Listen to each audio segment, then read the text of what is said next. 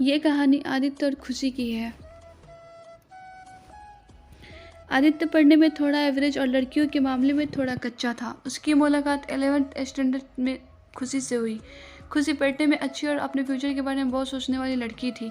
धीरे धीरे 11th ख़त्म होते होते वो अच्छे दोस्त बन गए थे और 12th में आदित्य ने खुशी से अपने प्यार की इजहार कर दिया।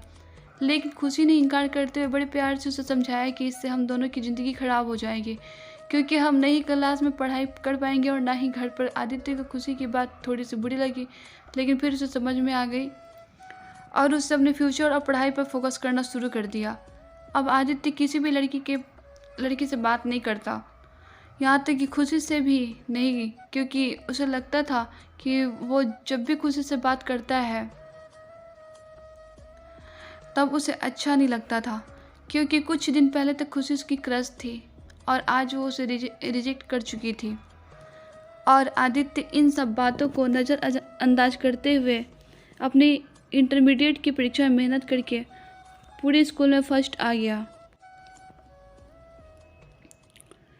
बाद में आदित्य दिल्ली के एक कॉलेज से बीटेक करने लगा और वहाँ भी वो किसी लड़की से बात नहीं करता था, क्योंकि खुशी ने उसे जो भी बातें कही थी कहीं ना कहीं उसके दिल में बैठ गई थी और जब भी उसे कोई लड़की बात करने आती वो मुंह मोड़ लेता। वो धीरे धीरे अपनी पढ़ाई में और भी अच्छा होता गया और आखिरी में आते आते वो अपने कॉलेज में भी टॉप 10th की लिस्ट में आ गया। उसे कॉलेज से प्लेसमेंट भी मिल गई और जॉब करने के लिए फिर से मुंबई चला गया। मुंबई एक बहुत ही बड़ा शहर है जहाँ एक मोहल्ले के लोग दूसरे मोहल्ले वाले को नहीं जानते हैं। वही जब आदित्य ऑफिस गया तो उसे वहाँ खुशी दिखी, लेकिन अब खुशी के लिए उसके दिल में कोई जगह नहीं थी और इसलिए वो हर बार खुशी से छिपता रहा।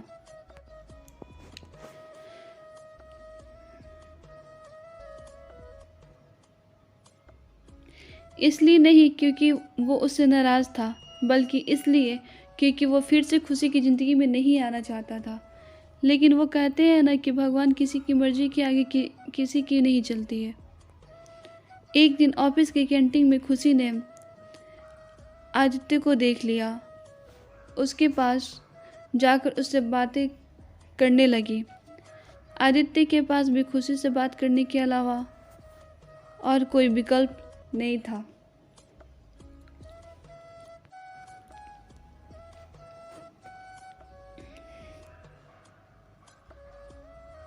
दोनों के दिल में पिछले 4 सालों से जो भी दर्द था उन्होंने एक दूसरे को बताया और खूब सारी बातें की। खुशी ने उससे बिछड़ने के बाद अपने सफ़र के बारे में बताया और आदित्य से उसके बारे में पूछा, जिसके बाद आदित्य को कहीं ना कहीं लगने लगा था कि खुशी गलत नहीं थी और आदित्य को फिर से खुशी से प्यार हो जाता है।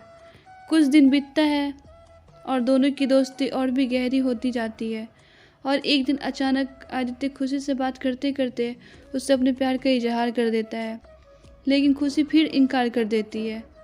और जब आदित्य उससे इसकी वजह पूछता है तो वो बताती है कि उसकी शादी तय हो गई है और 1 महीने बाद वो ये जॉब छोड़ देगी। जब ये बात आदित्य को पता चली तो वो एक बार फिर से टूट गया, जिसके बाद वो अपने आप को संभाल नहीं पाया और एक चिट्ठी खुशी के लिए छोड़कर चला गया। खुशी उस खत को पढ़ती है जिसमें लिखा था,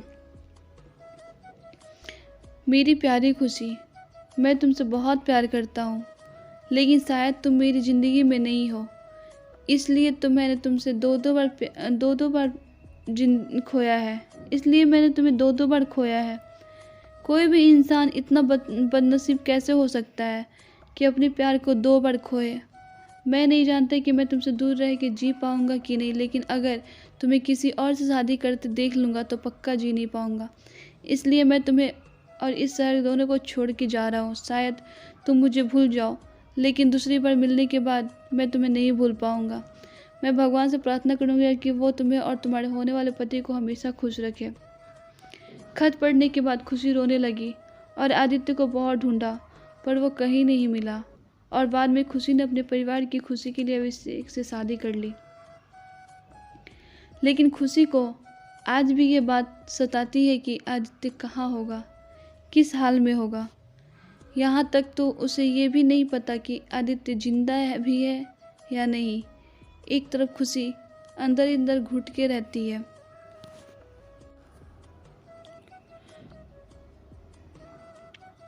लेकिन दूसरी तरफ वो एक परफेक्ट बहू, परफेक्ट पत्नी और परफेक्ट माँ भी है, जिससे उसके परिवार वाले हमेशा प्यार करते हैं और हमेशा प्यार करते रहेंगे।